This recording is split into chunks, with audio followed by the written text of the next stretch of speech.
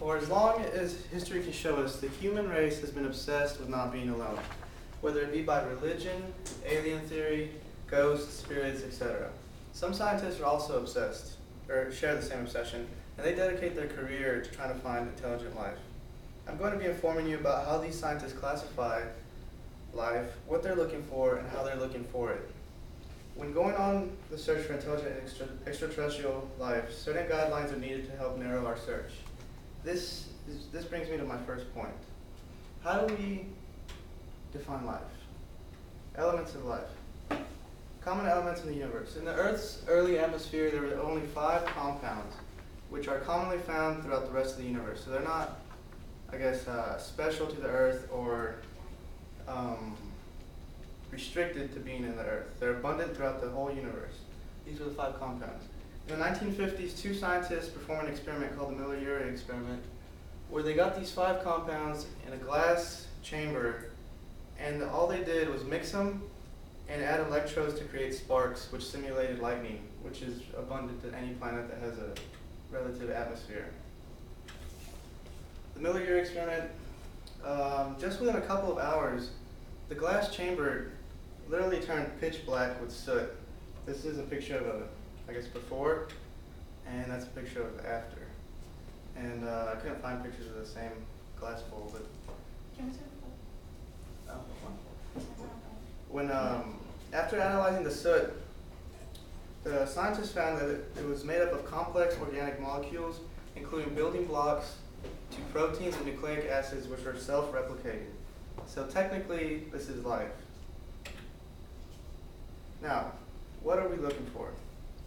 Oh, just to go back on that real quick, Carl Sagan described this as, in his documentary Cosmos, he said, in this vessel is the notes for the music of life, but not yet the music, which I thought was pretty poetic.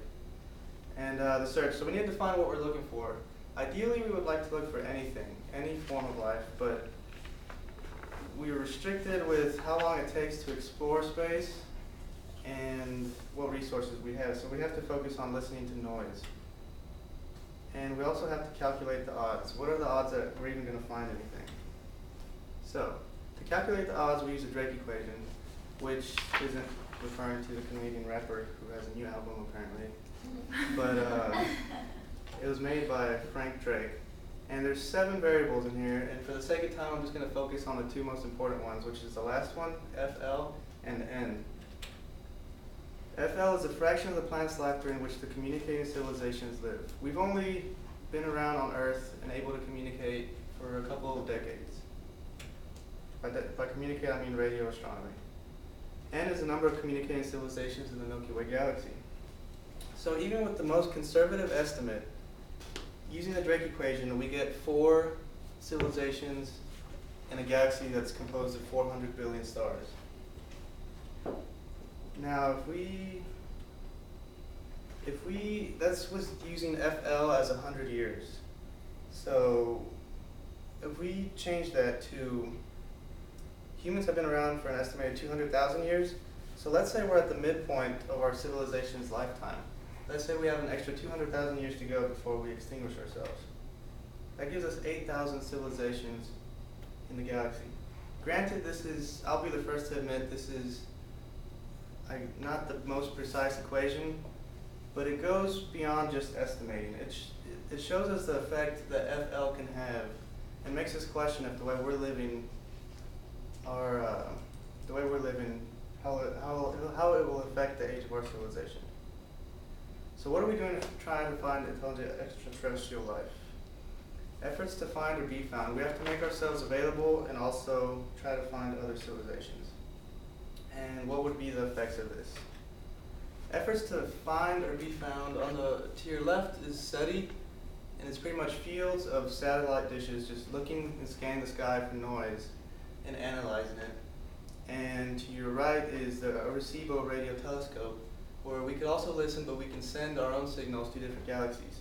And the main thing we want to try to find is something that, tells us that it was made intelligently. A good example would be a signal that was transmitted using the prime number pattern, because nothing in nature does that we have observed so far. We've also sent out 2 Voyager spacecrafts into deep space, and each one of them is equipped with a golden record like this, which comes with instructions on how to use it, and it also comes with sounds of nature, sounds of animals, pictures of nature, animals, of humans, culture, food, architecture. Pretty much a mini autobiography of humanity is in both of these. Now the odds that they'll be found are slim to none in such a huge universe, but it's a little comforting to know that if we destroy ourselves tomorrow, there's some history of us floating around in the universe. Now what would be the effects if we did discover, or if we were discovered? Is there danger involved? Stephen Hawking was quoted saying, if intelligent alien life forms do exist out in the vastness of space, they might not be the friendly cosmic neighbors people of Earth are looking for. And 99.999% of the time, I'd be very careful to disagree with someone of Mr. Hawking's stature. But I think if a civilization has the advanced technology to reach us, they have been humbled by science the way we're starting to be, and they have been enlightened enough to see past primitive pillaging and war. The biggest question, in my opinion, is who speaks for Earth? Which country, which religion, which culture will be the one to represent our world? And if these communications are made public, how do we stop other countries, like North Korea, Iran, etc., from communicating with them and possibly ruining our relationship?